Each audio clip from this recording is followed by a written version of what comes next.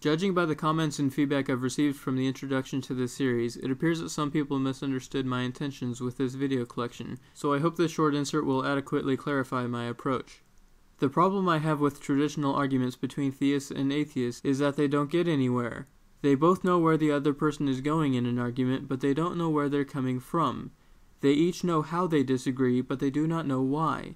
And so most of the arguments and accusatory questions raised by either side have more to do with rallying one's own troops than they do with any attempt to get the opposition to actually think. On the atheist side, we have the repeatedly inept arguments concerning logical paradoxes and the tragic classic of who designed the designer, and on the theist side we have the ontological, teleological, cosmological, and the moral imperative arguments which seek to bolster the obviousness of God's existence.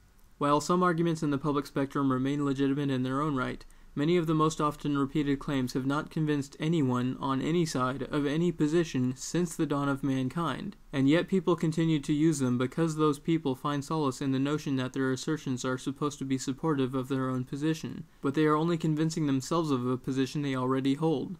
The defining feature of all failed theological arguments, both pro and con, is that they do not account for the human elements of perception. The reason we haven't gotten anywhere in the last couple millennia isn't because we're not looking for God, it's because we're not looking at ourselves.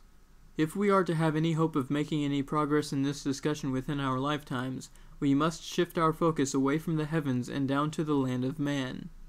Some people have suggested that theism is the result of indoctrination, and others have suggested it is the result of a biological inclination towards beliefs in higher powers. But in the video following the conclusion of this series, I will explain why they're both wrong, or at the very most, only partially right. Without giving away too much right now, I will only explain that both camps of thought are overlooking a key principle of electronics troubleshooting.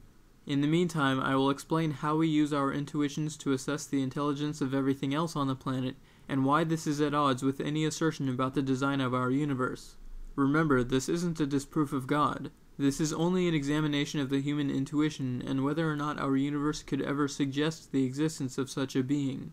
If you're a believer, please keep in mind that I am not claiming that your God either is or is not limited to the laws of logic. It is not my place to say what your personal beliefs are.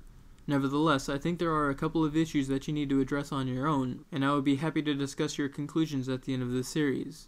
And to my fellow non-believers, please take diligent notes, because you may find yourself changing your own perspective about a great number of things.